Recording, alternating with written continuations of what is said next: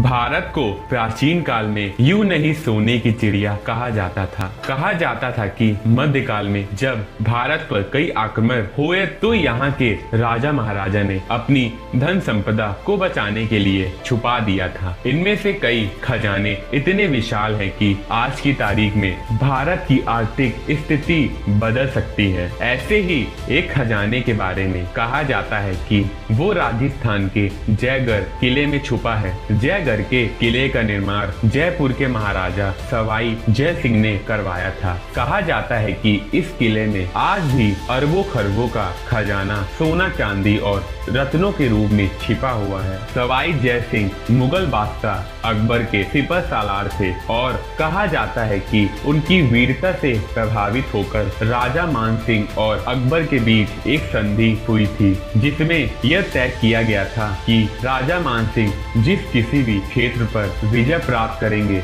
वहां बादशाह अकबर का राज होगा, लेकिन वहां से मिली धन संपदा पर राजा मान सिंह का हक होगा। पुराने दस्तावेज इशारा करते हैं कि अनेक युद्ध की जीत से मिली बेहिसाब धन दौलत को राजा मान सिंह ने कई किलों में छुपा कर रखा था। उनके पश्चात जय सिंह द्वितीय ने 1726 में जयगढ़ दुर्ग बनवाया था। आखिर कैसे पता चला इस खजाने का? दरअसल जयगढ़ के पुराने किलेदार के एक वंश बाला बख्श के पास चमड़े के कुछ दस्तावेज थे और जय सिंह खवास के पास जय सिंह का लिखा बीजक था। उसकी मृत्यु के बाद उसके परिजनों ने सरकार द्वारा घोषित इंडियन ट्रेजर ट्रोव एक्ट में खजाना बताने वाले को कुल संपत्ति के 2% भाग देने के लालच में सरकार अफसरों को इस खजाने की सूचना दे दी। उल्लेखनीय है कि जयपुर रियासत में बड़े ओहदे पर रहे राव कृपाराम के पुत्र राव किस्तूर चंद के परिवार ने इसी तरह के दस्तावेज जयपुर के आखिरी महाराजा सवाई भवानी सिंह को सौंप दिए थे, जिसमें लगभग वही सभी विवरण थे जो बाला बख्श के परिवार के पास पाए गए बीजकों में थे। इसके अलावा अरबी पुस्तक तिरिस्मान ए अम्बेरी में भी उल्लेखनीय है कि जयगढ़ किले में 7 टाकों के बीच हिफाजत से दौलत छुपाई गई। इन सारी बातों से सरकार के कान खड़े हो गए। प्रधानमंत्री इंदिरा गांधी ने इमरजेंसी के दौरान जयगढ़ किले में 5 महीने तक मिले बीजक के अनुसार इस खजाने के लिए खुदाई करवाई। भारत सरकार ने खजाना खोजने के लिए सेना की 37वीं इंजीनियर्स कोर को बुलाया और 5 महीने में खुदाई पूरी होने के बाद ये बताया गया कि महज 230 किलो चांदी और चांदी का सामान ही मिला है। सेना ने इन सामानों की सूची बनवाई और राज परिवार के प्रतिनिधियों को दिखाई और उनके हस्ताक्षर लेकर सारा सामान सील कर दिल्ली ले गए। इस खुदाई में मिले सामान पर हमेशा ही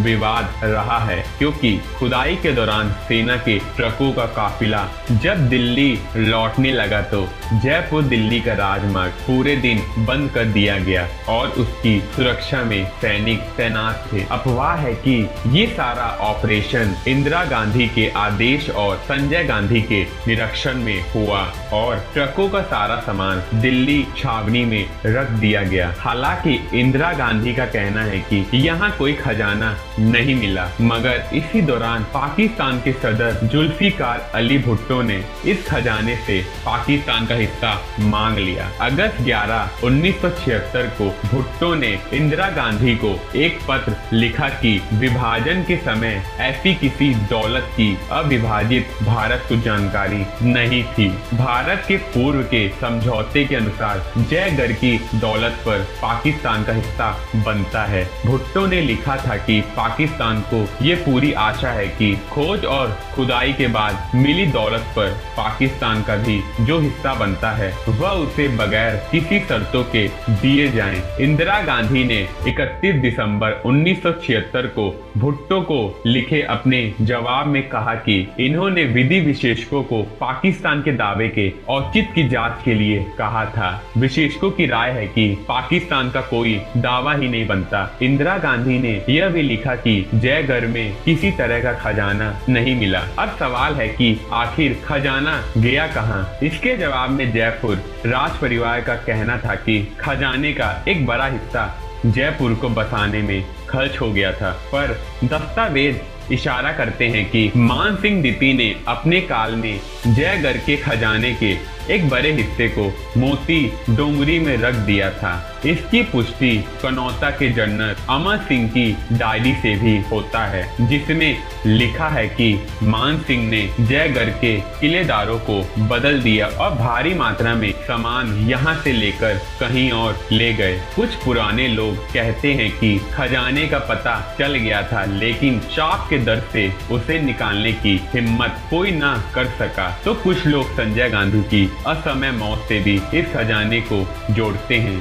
ऐसा भी कहा जाता है कि एक बार जयगढ़ के अंदर जब अफसरों ने जय सिंह खवास को डफट कर वास्तविक खजाने की जानकारी देने को कहा था, तो जय सिंह खवास ने काल भैरव के प्राचीन मंदिर के तल को खोदने के लिए कहा था, लेकिन शाप के बारे में भी चेताया था। इसके बाद ही सेना को खुदाई का काम दिया गया। हालांकि आपातकाल में खजाने की खोज के लिए केंद्र ने 25 फरवरी 1976 को इसे राष्ट्रीय स्मारक घोषित कर दिया। बाद में भवानी सिंह के द्वारा मई 1982 से ये किला दोबारा राष्ट्र परिवार की संपत्ति बन गया। भवानी सिंह ने 11 दिसंबर 1982 को जयगढ़ का कब्जा लेने के 3 दिन बाद ही इस किले को जयगढ़ पब्लिक चैरिटेबल ट्रस्ट के नाम से परिचित करवा दिया। 27 जुलाई 1983 को किला सार्वजनिक हो गया, लेकिन आज भी इस खजाने को लेकर चर्चा और कहानी चलती रहती है।